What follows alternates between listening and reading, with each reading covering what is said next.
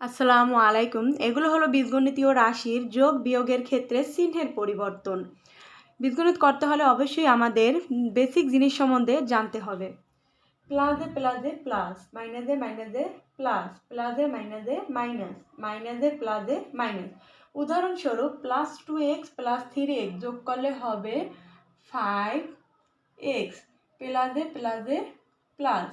-2x - 3x যোগ করলে হবে 5x, এখানে ক্যালকুলেশন হবে যোগ কিন্তু চিহ্ন বসবে মাইনাস।